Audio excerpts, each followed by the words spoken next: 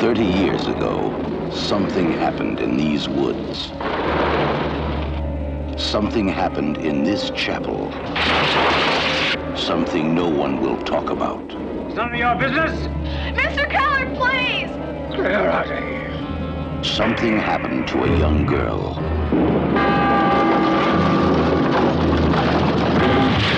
And it's happening again. I couldn't see myself in the mirror. Something is watching again. Waiting. The watcher in the woods. Sometimes I hear someone whispering in the wind. What do you think happened to Karen? I think she's still out there. Who is the watcher in the woods? It's not Karen outside there. Don't you understand? It's someone else. Who or what is watching? John, get away! Betty Davis, Carol Baker, David McCallum, and Lynn Holly Johnson. The Watcher in the Woods, from Walt Disney Productions. It is not a fairy tale. You must have done cards and screenings for Watcher in the Woods. Oh, right? cards. Oh, yeah, we did. Awful. Really? It was Sacramento. Screened it. Again, people were not happy.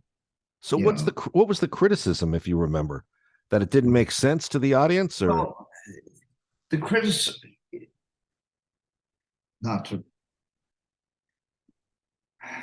was this the People one where know- Ron Miller? People know, they just don't like it. They don't know why. That's true. That's true. Genius of a director, producer, studio executive is to figure out what's wrong with it. When you don't know what's wrong with it, it's.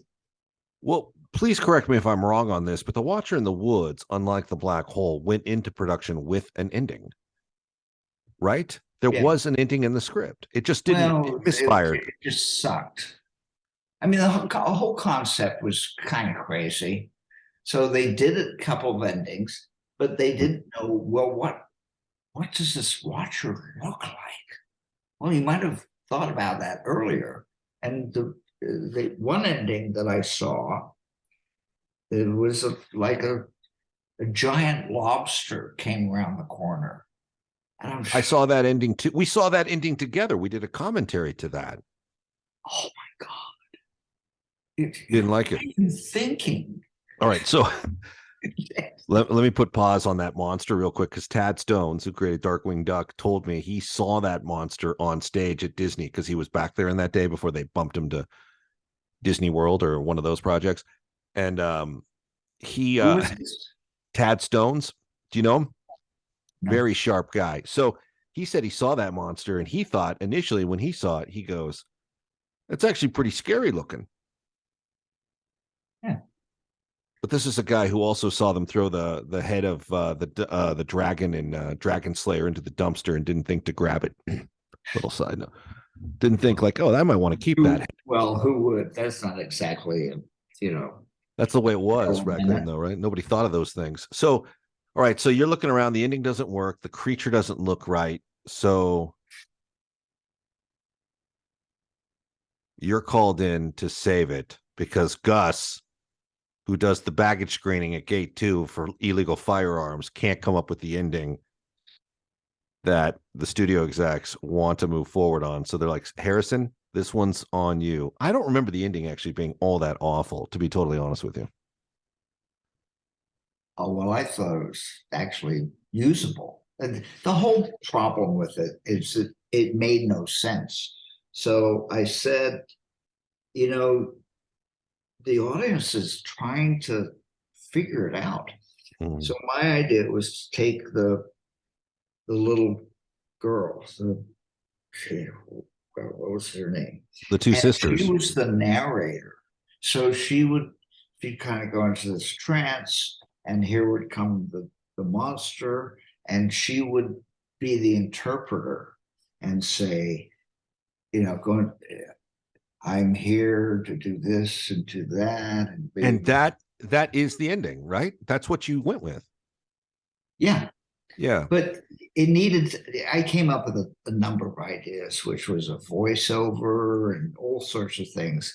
But eventually I realized you needed somebody who was in the cast to explain it. If they have to go into a trance, so what?